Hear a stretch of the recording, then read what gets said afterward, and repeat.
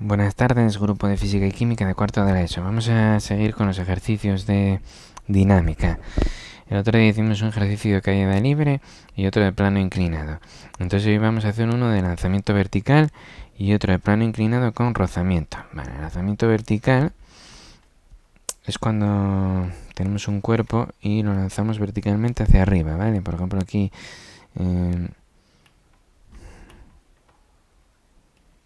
una persona coge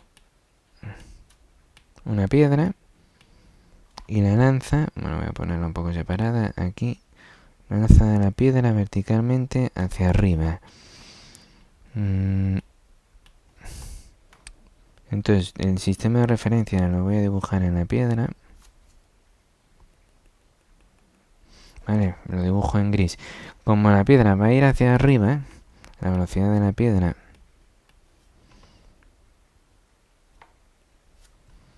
es un vector hacia arriba porque se lanza hacia arriba.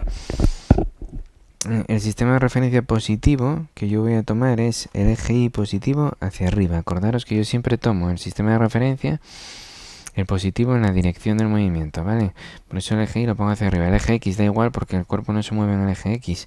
Entonces no se va a estudiar el movimiento en el eje X, por lo que lo pongo, por ejemplo, a la derecha, el positivo, pero daría igual. Me dice el ejercicio, me lo estoy inventando, pero bueno, es una piedra de masa 250 gramos.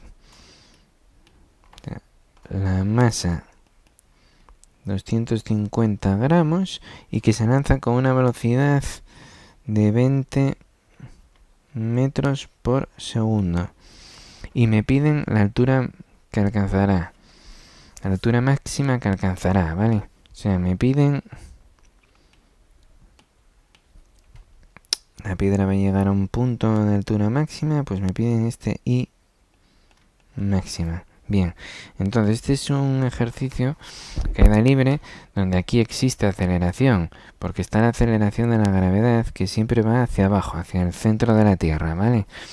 La gravedad va hacia abajo, por lo tanto la aceleración de la gravedad va a frenar a la piedra. Como existe aceleración, el movimiento es un movimiento rectilíneo uniformemente variado.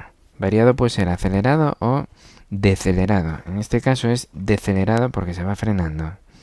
Sería decelerado. ¿Vale? Pero bueno, lo podéis poner como variado. Incluso hay gente que pone a los dos movimiento rectilíneo uniformemente acelerado. Se supone que esto es aceleración negativa, bueno, da igual, pero bueno, que lo que sí es importante es que veáis que es un movimiento donde existe aceleración. Y si existe aceleración tenéis que utilizar las ecuaciones que describen este movimiento. No podéis utilizar esta, velocidad es espacio entre tiempo. Esta no, porque esta es cuando no hay aceleración, ¿vale? Esa es la ecuación que describe un movimiento rectilíneo uniforme, sin más, cuando no hay aceleración. Para este caso... el movimiento rectilíneo uniformemente acelerado o decelerado, las ecuaciones que describen este movimiento es velocidad inicial más aceleración por el tiempo. Estoy en el eje Y, entonces no hace falta que ponga v sub y v sub 0 y más a sub y por t, ¿vale? Se entiende que es en el eje, estudio el movimiento en el eje Y, porque el cuerpo se mueve solamente en el eje Y. Tengo esta ecuación, tengo otra ecuación que es la posición final es posición inicial más velocidad inicial por el tiempo más un medio aceleración t cuadrado. Y luego habría otra tercera ecuación que en teoría no la sabéis, la voy a poner aquí pero no la vamos a utilizar, que es que la velocidad final al cuadrado es igual a velocidad inicial al cuadrado más 2 veces aceleración por la distancia total. En este caso es sí. Bien, nosotros solo tenemos la velocidad inicial. La pelota, la piedra sale con una velocidad de 20 metros por segundo, eso es velocidad inicial. Pero sabemos que si yo lanzo una piedra hacia arriba, cuando alcanza el punto máximo, ahí su velocidad es cero, se queda parada y luego volvería hacia abajo, ¿no? Entonces yo sé que en este punto su velocidad final es cero. Y además también conocemos la aceleración, porque la aceleración a la que está sometida la piedra es la aceleración de la gravedad. Acordaros que la gravedad es 9,8 metros por segundo al cuadrado. En este caso es negativa, porque va en sentido opuesto. La gravedad actúa en sentido opuesto al sistema de referencia que hemos tomado. ¿Vale? Es, en este caso, para mi sistema de referencia, negativa. Menos 9,8. Y entonces, si tengo las dos velocidades y la aceleración, me pide la altura máxima. La ecuación 2, que es la que me da la altura, necesito el tiempo. ¿Vale? Entonces ahí tendría dos incógnitas. Tengo la posición final y el tiempo que no conozco. Sin embargo, en la ecuación 1, si os fijáis, lo tengo todo. Tengo la velocidad final, la velocidad inicial y la aceleración. Entonces, con la ecuación 1 voy a calcular el tiempo que tarda en alcanzar la altura máxima. Entonces, velocidad final, que es 0, es igual a la velocidad inicial, que me dijeron que era 20 metros por segundo, más la aceleración, que es menos 9,8 metros segundo al cuadrado por el tiempo. De aquí sacamos que el tiempo es ese 20 metros por segundo, lo paso al otro lado de la igualdad, cambiándolo de signo, porque aquí está sumando, pues va a pasar aquí restando. Entonces me quedaría menos 20 metros por segundo, y el 9,8 está multiplicando el tiempo, pasaría dividiendo entre menos 9,8 metros por segundo al cuadrado.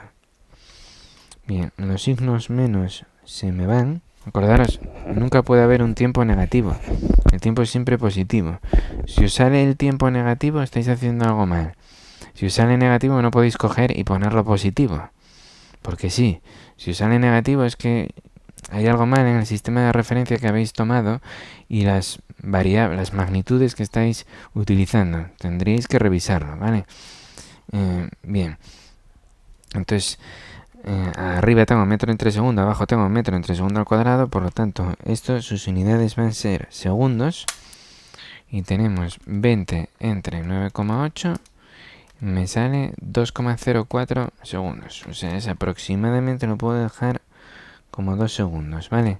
Es el tiempo que tarda en llegar a la altura máxima. Entonces, como ya tengo el tiempo, ahora voy a utilizar la ecuación 2. La ecuación 2 que decía que la posición final es posición inicial más velocidad inicial por el tiempo más un medio aceleración t cuadrado. Entonces la posición inicial, que es la altura máxima que alcanza, posición final, que es la altura máxima que alcanza, es posición inicial, que es 0, porque yo aquí en mi sistema de referencia, el origen, el punto 0, 0, el origen lo puse en la piedra, entonces es el punto 0, 0 de mi sistema de referencia, ¿vale? Y por lo tanto, I sub 0 es 0 y la posición final es lo que tenemos que calcular. Entonces, 0 más velocidad inicial, que eran 20 metros por segundo, por el tiempo, que dijimos que eran 2 segundos, más un medio, aceleración, que es menos 9,8 en metros por segundo al cuadrado, por el tiempo, que son 2 segundos al cuadrado. Entonces, si hacemos este cálculo, tenemos 40 menos 9,8 entre 2 es 4,9 por 4. 4,9 por 4, cierro paréntesis, y me da 20,4. Esto me da 20,4 metros. Como es una posición y estoy utilizando unidades del sistema internacional, la posición tiene que ser en metros, ¿vale? Bien, 20,4 metros. Es la altura máxima alcanzada. Es decir, bueno, aquí ya no me entra, pero esta altura, esta I máxima, son 20,4 metros, ¿vale? Bien. Ahora este sería el típico ejercicio de lanzamiento vertical. El otro día vimos uno de caída libre. Ahora vamos a hacer uno de plano inclinado con rozamiento. Entonces para eso voy a ir aquí. Vamos a hacer este ejercicio. Dice, desde el punto más bajo de un plano inclinado 30 grados sobre la horizontal, se impulsa un cuerpo de 2 kilogramos de masa con una velocidad de 15 metros por segundo. Si el coeficiente de rozamiento entre el plano y el cuerpo vale 0,6, ¿volverá a caer el cuerpo por el plano? Vale, si se impulsa, llegará un momento que el cuerpo queda parado. Vale, se impulsa con una cierta velocidad, sube una cierta altura por el plano inclinado y llega un momento en que se para, porque se va frenando por acción de su propio peso, y ahora tendría que volver hacia abajo. Entonces, ¿de qué depende que el cuerpo vuelva hacia abajo? De que la fuerza de rozamiento no sea superior a la componente en X del peso, ¿vale? O sea, si hay mucho rozamiento, el cuerpo se queda ahí. Imaginar un sitio con gravilla, con una cierta inclinación, pues un tractor o lo que sea podría quedar parado. Pero si yo quito la gravilla y echo aceite y lo dejo todo plano, pues el tractor iría hacia abajo, ¿vale? Si no hay rozamiento, entonces depende siempre en un plano inclinado de las fuerzas que entran en juego.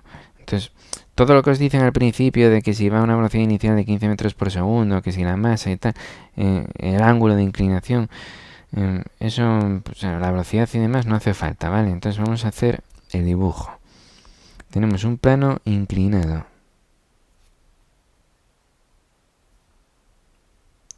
...30 grados con respecto a la horizontal. Por lo tanto, el ángulo de inclinación es 30 grados. El cuerpo, voy a dibujarlo aquí, por ejemplo. Llegó a una cierta altura.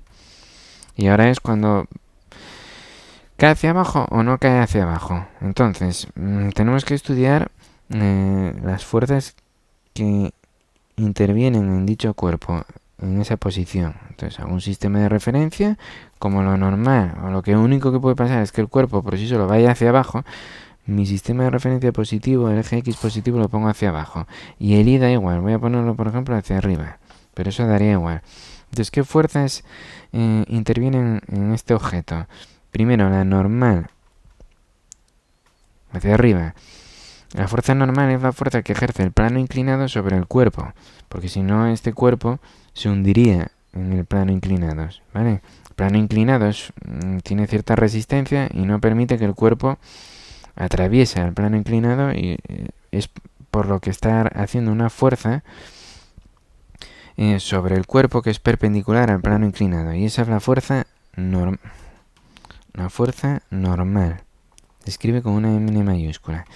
Luego en el cuerpo también tenemos el peso del cuerpo.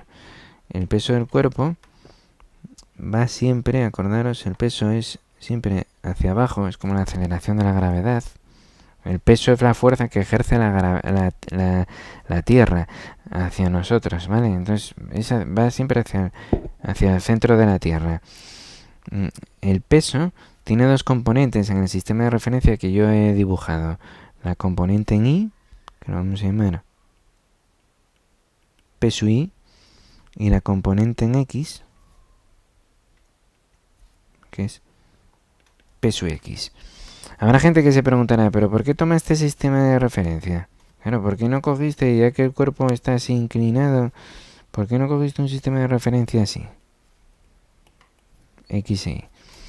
Porque es más cómodo el otro sistema de referencia, porque las fuerzas, bueno, aquí tendríamos la normal, tendríamos que descomponer la normal. La componente en X de la normal y la componente en Y de la normal. Sin embargo, el peso lo tendríamos. Pero es que el cuerpo se mueve en esta dirección. Entonces, claro, tampoco nos dice nada si cogiéramos ese sistema de referencia, porque queremos estudiar el movimiento del cuerpo. Entonces, por eso, generalmente el sistema de referencia se toma teniendo en cuenta la dirección del movimiento del cuerpo, ¿vale?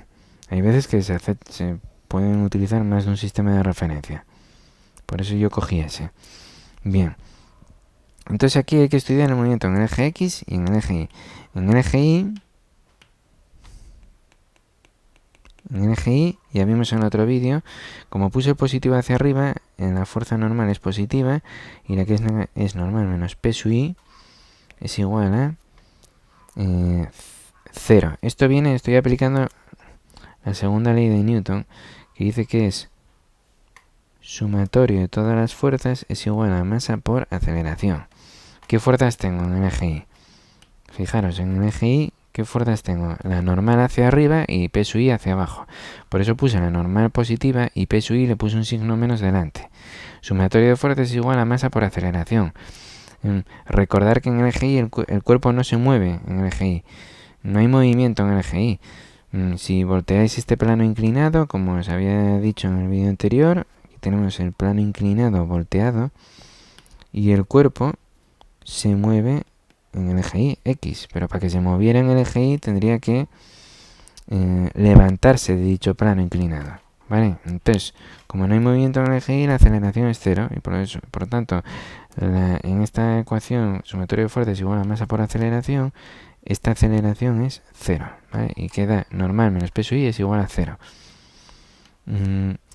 Del eje Y simplemente extraemos la información de que la normal es igual a P sub I. Y luego tenemos el eje X. En el eje X, claro, nos dice que existe rozamiento y que quiere... El problema nos pregunta si esa fuerza de rozamiento es suficientemente intensa como para que el cuerpo no baje. Entonces, hay que dibujar la fuerza de rozamiento, que la voy a dibujar morada, por ejemplo, y la fuerza de rozamiento se opone al movimiento. Entonces, la fuerza de rozamiento tenemos que dibujarla siempre en sentido opuesto al del movimiento. Aunque ahora todavía no hay movimiento. Es lo que estamos analizando. Entonces, ¿qué tenemos en el eje X? Que es lo que vamos a estudiar ahora. El eje X, ¿qué fuerzas tenemos? Peso X hacia abajo y fuerza de rozamiento hacia arriba. Como yo puse el eje X positivo hacia abajo, escribo peso X menos fuerza de rozamiento es igual a masa por aceleración. Pero quiero saber cuándo no hay movimiento, es decir, cuando la aceleración es cero. Si esto ocurre, y para eso tiene que ocurrir que P sub X sea igual a la fuerza de rozamiento menor o igual a la fuerza de rozamiento, ¿vale? Si la fuerza de rozamiento es mayor a P sub X o igual a P sub X, el cuerpo no se mueve. Entonces tenemos que mirar cuánto vale P sub X y cuánto vale la fuerza de rozamiento. Vale, para ello cogéis... Acordaros, ya hicimos uno parecido. El triángulo el ángulo de 30 grados es este. Lo sacáis por trigonometría. Entonces estudiamos... Vamos a obtener las componentes X e Y del peso con ese triángulo, ¿vale? Aquí está el ángulo de 30 grados. En la vertical es P. Aquí esto es P sub I y esto es P sub X. Peso X lo teníamos aquí, pero este lado es el mismo que este lado. Por eso digo que peso X es el de abajo, ¿vale? Entonces, por trigonometría, podemos decir que el seno de 30 grados es el lado contiguo, peso X, entre la hipotenusa, que es P. Y que el coseno de 30 grados es P sub I entre la hipotenusa, que es P. Entonces, aquí podemos sacar las componentes. O sea, P sub X será P por el seno de 30 grados y P sub I va a ser P por coseno de 30 grados. Entonces, en este caso, para ver si se moverá o no, primero calculamos P sub X. P sub X es P por el seno de 30 grados, es decir, mg por seno de 30. La masa en el ejercicio, yo creo que nos decían que eran 2 kilogramos, ¿no? Sí, 2 kilogramos de masa. Y el coeficiente de rozamiento 0,6, que lo vamos a utilizar ahora. Entonces, tenemos 2 kilogramos por la aceleración, que es 9,8 metros segundo cuadrado, por el seno de 30, que si lo hacéis con la calculadora os sale 1/2, 0,5. ¿Vale? El peso, la componente X del peso también es una fuerza, por lo tanto las unidades tienen que ser en newton. P sub X me sale, Bueno, 2 por un medio es 1, o sea, me sale 9,8. 9,8 newtons. Bien, la fuerza de rozamiento, su expresión matemática de la fuerza de rozamiento es el coeficiente de rozamiento por la normal. Acordaros que me dijeron que el coeficiente de rozamiento es 0,6. Y la fuerza normal la obtengo del eje Y, que la normal es igual a P sub I. Entonces, la fuerza de rozamiento va a ser igual a coeficiente de rozamiento por la normal, que es P sub I. Es decir, coeficiente de rozamiento, P sub I es P por coseno de 30, o sea, mg coseno de 30. Bueno, 0,6 por 2 kilos por g, que es 9,8 en metros segundo cuadrado, por coseno de 30. Y eso sale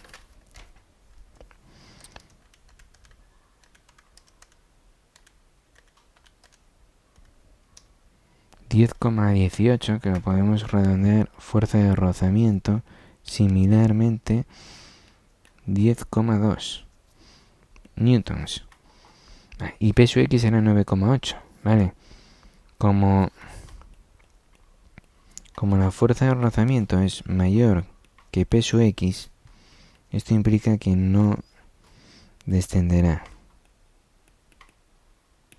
No descenderá, el cuerpo no desciende. Tampoco va hacia arriba, porque la fuerza de rozamiento o sea, solo aparece cuando el cuerpo... o sea, solo aparece para oponerse al movimiento. Entonces, si no hay movimiento, se queda ese rozamiento que se ejerce el propio cuerpo con el suelo. ¿Vale? Entonces, digamos que hay ahí tanto rozamiento que no se mueve el cuerpo. Y ya está. Lo dejo aquí. Me dice que subía con una velocidad de 15 metros por segundo. Voy a hacer rápidamente.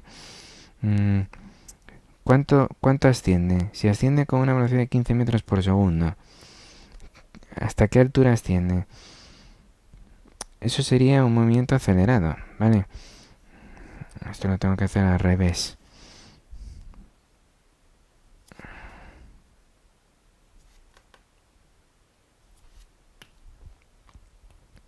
El cuerpo asciende, parte de un punto inicial, vamos a poner el origen, el 0, y asciende a una cierta altura. Si alguien me dice, ¿cuál es la distancia recorrida? Si el cuerpo parte de una velocidad de 15 metros por segundo, yo ahora pongo el eje X positivo hacia la derecha, porque estoy estudiando el movimiento de subida. Este era el ángulo de 30 grados. Es un movimiento rectilíneo uniformemente acelerado, ¿vale? Entonces, su velocidad inicial es 15, y cuando llega al punto máximo de altura, su velocidad final va a ser 0, ¿vale? Se queda parado. Bien. Entonces, como movimiento rectilíneo uniformemente acelerado, tengo que utilizar las ecuaciones de ese movimiento, que es velocidad final es velocidad inicial más aceleración por el tiempo. La posición, ahora pongo X porque me muevo en el eje X. Posición final es posición inicial más velocidad inicial por el tiempo, más un medio aceleración t cuadrado. Y bueno, y la última, que supone que no conocemos todavía, velocidad final al cuadrado, es velocidad inicial al cuadrado más 2 veces la aceleración por la distancia. Bien. Si quiero calcular la distancia, debería utilizar la ecuación 2. De la ecuación 2 no conozco el tiempo. Tengo como incógnitas el tiempo. Tampoco conozco la aceleración con la que asciende, aunque la puedo calcular. Pero me faltaría el tiempo. Entonces me voy a la ecuación 1. Conozco la velocidad inicial, la velocidad final. Me falta la aceleración y el tiempo. Pero la aceleración es fácil de calcular. ¿Por qué? Porque si asciende con una velocidad inicial de 15 metros por segundo, en el momento en que asciende, ¿por qué se frena el cuerpo? Porque hay una componente, o sea, está la fuerza P sub X tirando hacia abajo, y el rozamiento que se opone al movimiento, también estaría aquí la fuerza de rozamiento. Están las dos ahí, ¿vale? Voy a suponer que el coeficiente de rozamiento cuando asciende es el mismo que cuando se encuentra parado y es 0,6, aunque suelen ser diferentes. Suele ser mayor siempre el coeficiente de rozamiento cuando se encuentra parado que cuando está en movimiento. Entonces debería ser menor de 0,6, pero voy a suponer que es 0,6. Para ver que, como es un ejemplo que me acabo de inventar sobre la marcha, entonces aquí tendríais que hacer eso, sumatorio de fuerzas igual a masa por aceleración. Para calcular o determinar la aceleración en el eje X, tenemos dos fuerzas que están frenando al cuerpo, o sea, menos peso X menos fuerza de rozamiento, porque van en sentido opuesto al sistema de referencia que yo he tomado. Es igual a masa por aceleración. Peso X, acordaros que la habíamos calculado, que era 9,8 newtons. Para hacer esto rápido, bueno, voy a poner, porque quiero enseñaros una cosa. Peso X era P por el seno del ángulo, o sea, menos mg por el seno de 30 grados. Eso era peso X. Menos la fuerza de rozamiento. La fuerza de rozamiento era el coeficiente de rozamiento por la normal. Y la normal era P por el coseno del ángulo, o sea, mg por el coseno de 30 es igual a m por a. Lo que os quería enseñar haciendo esto es que la masa se va. O sea, no importa la masa del cuerpo. Lo único que importa es el ángulo de inclinación. Pero la distancia que va a recorrer no depende de la masa.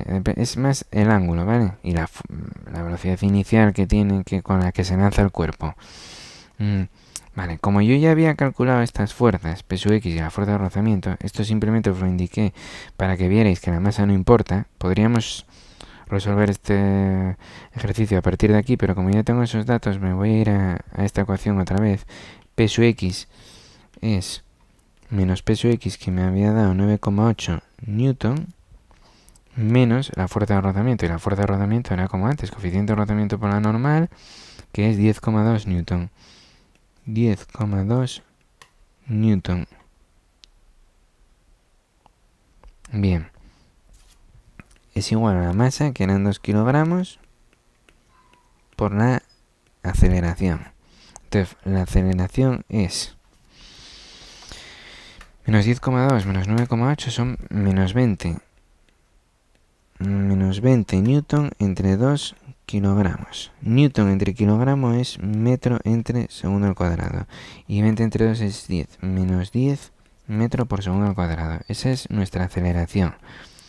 Entonces, me voy a la ecuación 1. Velocidad final es velocidad inicial más aceleración por el tiempo. Velocidad final es 0.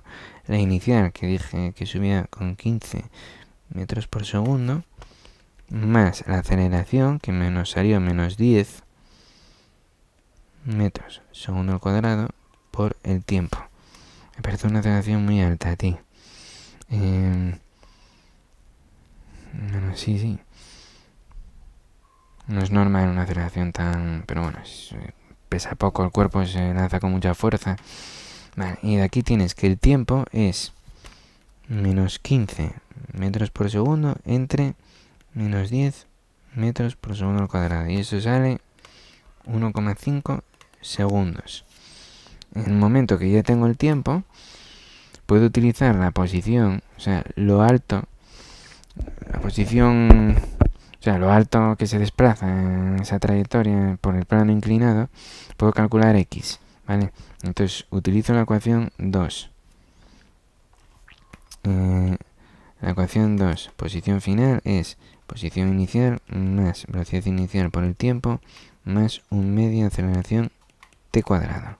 Entonces la posición final es la inicial, que es 0, porque parto de mi origen, que es cuando está abajo del todo, más la velocidad inicial, que es 15 metros por segundo, por el tiempo, que es 1,5 segundos, más un medio, la aceleración, que es de menos 10 en metros por segundo al cuadrado, por el tiempo al cuadrado, que es 1,5 segundos al cuadrado.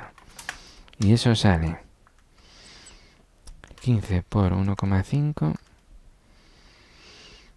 menos 10, abro paréntesis, 5 por 1,5 al cuadrado. Y eso sale 11,25. 11,25 metros. Entonces, se desplaza en el eje X. Estamos aquí, ¿eh? Este era el cuerpo, que va a subir aquí, desde aquí, gracias a esa velocidad. Voy a hacerlo en gris. Va a desplazarse en el eje X unos 11,25 metros. Entonces, si me preguntan la altura que alcanza, la altura alcanzada es esta distancia, ¿vale? Entonces yo tengo que coger este triángulo. Sé que esta distancia aquí es 11,25 metros, pero me piden la altura alcanzada, que sería este I. Es lo que no sé. Y luego aparte sé que el ángulo es de 30 grados. Pues lo mismo, por trigonometría, seno de 30 es el lado contiguo, que es I, entre la hipotenusa, que es 11,25. Y de aquí saco que I es igual. El seno de 30 es un medio. Entonces me quedaría 5,6 metros. Esa sería la altura alcanzada por este cuerpo, ¿vale? Si parte de una velocidad inicial de 15 metros por segundo, pues ya a una altura, estos son 5,6 metros. Y da igual su masa, ¿vale? Venga, gracias. Un saludo.